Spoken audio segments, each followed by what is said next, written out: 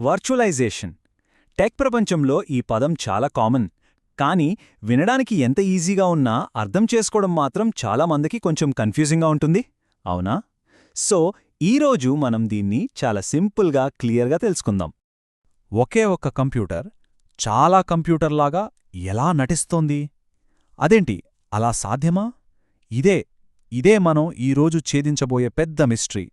దీని వెనుకున్న టెక్నిక్ ఏంటో తెలిస్తే చాలా ఇంట్రెస్టింగ్ అనిపిస్తుంది. సరే, ఈరోజు మన ప్రయాణంలో ఏమేం చూడబోతున్నామో చెప్తాను. ఫస్ట్, వర్చువలైజేషన్ అంటే ఏంటో చూద్దాం.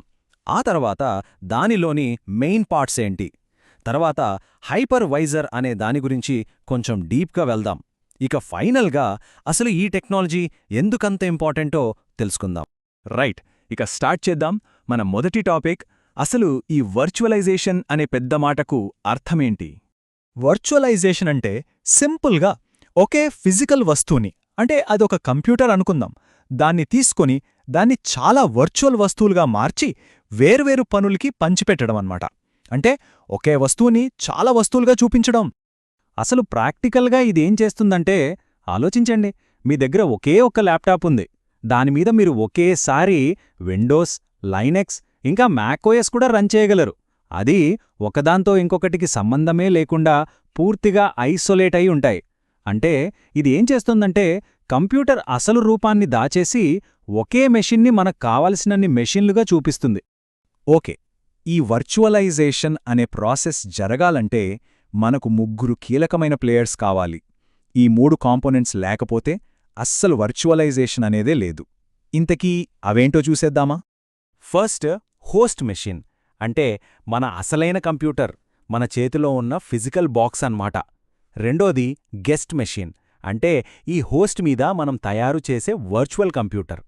ఇక మూడోది, ఈ కథలో అసలైన హీరో, హైపర్వైజర్. ఈ వర్చువల్ మెషిన్స్ని క్రియేట్ చేసి వాటిని మేనేజ్ చేసే సాఫ్ట్వేర్ ఇదే. ఈ డయాగ్రామ్ చూస్తే మనకు క్లియర్గా అర్థమవుతుంది. కింద ఉన్న ఫిజికల్ మెషిన్కి, అంటే మన హార్డ్వేర్కి, పైన రన్ అవుతున్న గెస్ట్ ఓఎస్కి మధ్యలో ఈ హైపర్వైజర్ కూచుంది. ఇది ఒక బ్రిడ్జ్ లాగా లేదా ఒక ట్రాఫిక్ పోలీస్ లాగా అన్నిట్నీ కంట్రోల్ చేస్తుంటుంది. ఇంకా సింపుల్గా చెప్పనా, దీన్ని ఒక పెద్ద అపార్ట్మెంట్ బిల్డింగ్లా ఊహించుకోండి. ఆ మొత్తం బిల్డింగ్ మన హోస్ట్ మెషిన్. అందులో ఉండే ఒక్కో ఫ్లాట్ ఒక్కో గెస్ట్ మెషిన్. మరి వీటన్నింటినీ ఎవరు మేనేజ్ చేస్తారు? బిల్డింగ్ మేనేజర్ కదా. ఆ మేనేజరే మన హైపర్వైజర్. చాలా సింపుల్ కదా. సరే, మన అపార్ట్మెంట్ మేనేజర్ అంటే మన హైపర్వైజర్ గురించి ఇప్పుడు కొంచెం డీటెయిల్డ్గా చూద్దాం. ఎందుకంటే ఈ మేనేజర్లలో కూడా రెండు ముఖ్యమైన రకాలున్నాయి. రైట్, ఈ హైపర్వైజర్స్లో రెండు రకాలున్నాయి. టైప్ 1, దీన్నే బేర్ మెటల్ అని కూడా అంటారు. పేర్లోనే ఉంది కదా, ఇది డైరెక్ట్గా కంప్యూటర్ హార్డ్వేర్ మీద రన్ అవుతుంది. మధ్యలో వేరే ఏ ఓఎస్ ఉండదు. ఇక రెండోది టైప్ 2, దీన్ని హోస్టెడ్ అంటారు. ఇది మన విండోస్ లేదా మ్యాక్ లాంటి ఓఎస్ మీద ఒక నార్మల్ యాప్ లాగా రన్ అవుతుంది. ఓకే, ఫస్ట్ టైప్ 1 హైపర్వైజర్ గురించి మాట్లాడదాం. దీన్నే బేర్ మెటల్ అన్నాం కదా. పెద్ద పెద్ద డేటా సెంటర్లు, క్లౌడ్ కంప్యూటింగ్ వాళ్ళందరూ వాడేది ఇదే. ఎందుకంటే దీని పర్ఫార్మెన్స్ అస్సలు మామూలుగా ఉండదు, చాలా పవర్ఫుల్. ఈ ఆర్కిటెక్చర్ చూడండి. టైప్ 1 హైపర్వైజర్ డైరెక్ట్గా హార్డ్వేర్తో కమ్యూనికేట్ చేస్తోంది.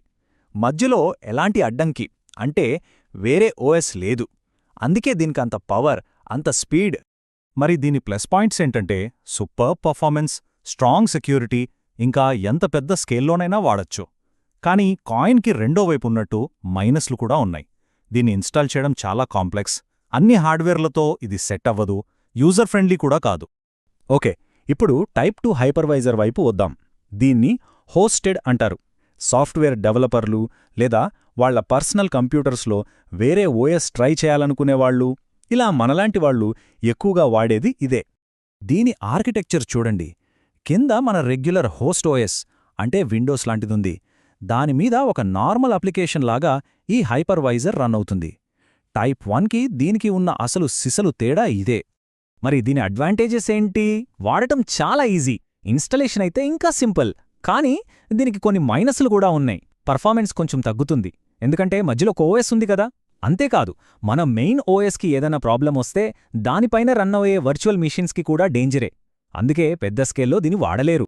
ఇప్పటిదాకా మనం వర్చువలైజేషన్ అంటే కేవలం మెషిన్స్ని వర్చువల్ చేయడం గురించే మాట్లాడుకున్నాం. కానీ ఈ కాన్సెప్ట్ అంతటితో ఆగిపోలేదు. కంప్యూటింగ్లో దీన్ని చాలా చాలా రకాలుగా వాడుతున్నారు. అవేంటొకసారి చూద్దాం. చూడండి, మనం కేవలం హార్డ్వేర్నే కాదు, ఆపరేటింగ్ సిస్టమ్ లెవెల్లో, స్టోరేజ్ లెవెల్లో, నెట్వర్క్ లెవెల్లో, చివరికి యాప్స్ని కూడా వర్చువలైజ్ చెయ్యొచ్చు. అంటే టెక్నాలజీలో దాదాపు ప్రతి లేయర్లోనూ ఈ వర్చువలైజేషన్ కాన్సెప్ట్ దూరిపోయిందన్నమాట. ఇక్కడ మీకు ఇంట్రెస్టింగ్ పాయింట్ చెప్పాలి. ఈ లిస్ట్లో ఓఎస్ లెవెల్ వర్చువలైజేషన్ అని ఉంది కదా. ఈ టెక్నాలజీకి ఈ రోజుల్లో ఒక ఫేమస్ పేరుంది, చాలామంది వినే ఉంటారు. అదే కంటైనర్స్. ఎస్, డాకర్ లాంటి టెక్నాలజీల వెనుకున్న అసలు ప్రిన్సిపల్ ఇదే. సరే, ఇదంతా బాగానే ఉంది, కాని అసలు మనకెందుకు ఇదంతా? ఈ వర్చువలైజేషన్ టెక్నాలజీ ఎందుకంత ఇంపార్టెంట్? మన టెక్ ప్రపంచాన్ని ఇది ఎలా నడిపిస్తుందో ఇప్పుడు చూద్దాం. దీనివల్ల అసలు లాభాలేంటంటే, ఫస్ట్, హార్డ్వేర్ని 100% వాడుకోవచ్చు. రెండోది సెక్యూరిటీ. ఒక వర్చువల్ మెషిన్కి వైరస్ వస్తే పక్కదానికి ఏమీ కాదు. మూడోది ఫ్లెక్సిబిలిటీ. ఏ ఓఎస్ కావాలంటే ఆ ఓఎస్ రన్ చేసుకోవచ్చు. ఇక మేనేజ్మెంటు, బ్యాకప్స్ లాంటివి చాలా చాలా ఈజీ అయిపోతాయి. చివరిగా ఒక్క మాట.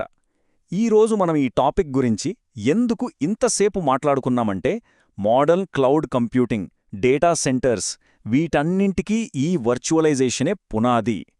మనం రోజు వాడే గూగుల్, అమెజాన్ వెబ్ సర్వీసెస్ ఇలాంటివన్నీ దీనిమీదే నడుస్తున్నాయి. ఒకసారి ఆలోచించండి, మన మిషన్స్ లోపలే ఇలాంటి వర్చువల్ ప్రపంచాల్ని క్రియేట్ చేయగలిగినప్పుడు ఫ్యూచర్లో మనం ఇంకేం సాధించగలం? ఇంకెలాంటి అద్భుతాలు సృష్టించగలం? ఈ ప్రశ్నతోనే ఈరోజుకి ముగిద్దాం.